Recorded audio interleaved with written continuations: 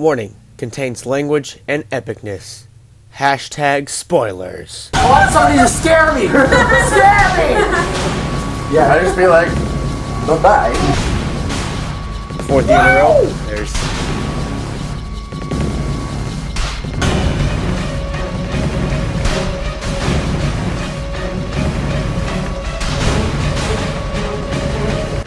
As we are looking through the cast members of what movies they used to be in, just watched The Hills Have Eyes for the first time. Who wants to give their thoughts on The Hills Have Eyes? The 2006 remake. Remake.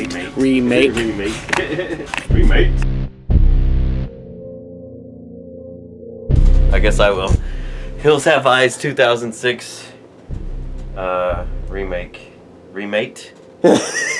No, the remake was... I don't know how to describe if it's better than the first original. It was an average movie. A horror movie. It wasn't really much horror. There were some good scenes, I guess, where, spoiler alert, Dad gets burned alive. We picked it apart pretty badly because it was pretty bad. There was a lot of bad stuff that happened in the movie. They could have probably, I mean, these people are professionals. And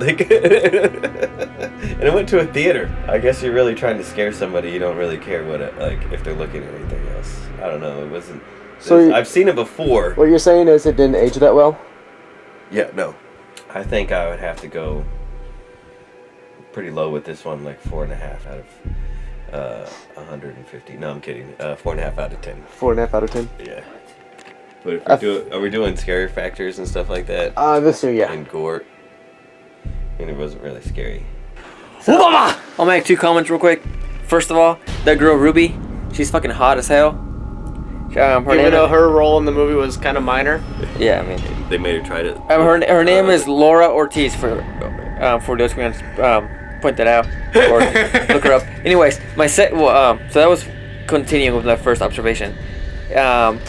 I said that she looked Hispanic or like Native American.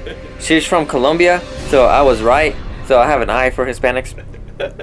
Second thing about her is that she was in Guardians of the Galaxy. No way. Yeah.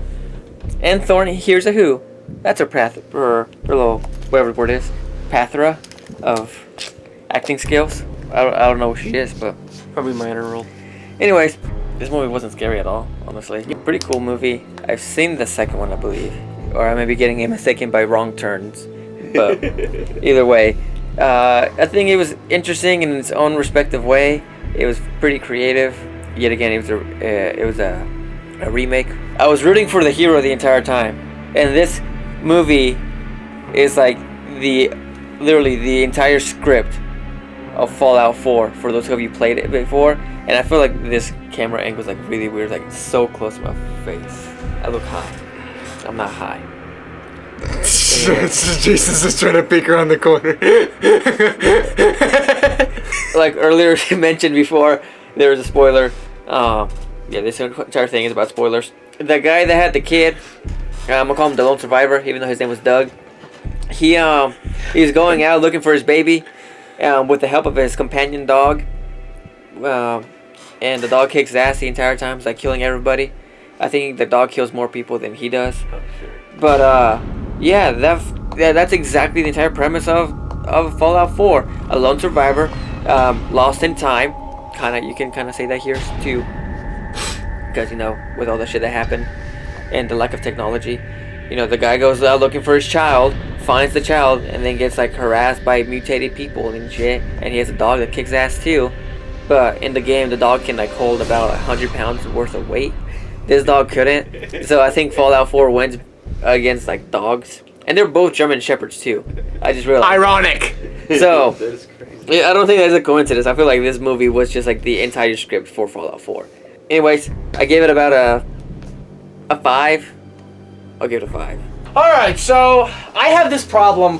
When watching movies, I tend to watch the remakes before the originals. That's my issue. I don't know why I've done that. I did that with Friday the 13th. I've done that with Nightmare on Elm Street. I've done it with this movie and a bunch of others. What are you doing?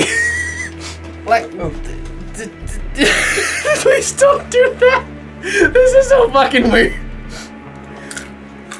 This isn't a movie review anymore. We're making a home movie. Okay, like he said. We are in Mike's bedroom, of course. Oh my god. like he said, it's like Fallout 4. I also point out it was kind of like The Walking Dead. What you said, one of the producers of this was part of The Walking Dead. I got that vibe. There's a lot of like. Well, actually, he starred in the movie. I got a Walking Dead vibe, a Mad Max vibe, Fallout vibe. It was just like all these movies put together. The one problem I really had was there was 2 scenes that they said there was 2 things in the movie that they didn't really go into depth. The part where they are you examining my haircut? The part where they were talking about the phone call they got, where they said it was just like heavy perverted breathing, and it's like, when did this happen? You're just gonna tell us what happened? I mean, it's probably in the unrated version. And the fact that Ruby, the little deformed girl, didn't really have much of a backstory other than like you knew that she was not the bad one. I kind of wanted to wonder like, why was she not like the other one? They kind of just didn't really explain that. That's what happens when you're mutated for a very long time in your And they life.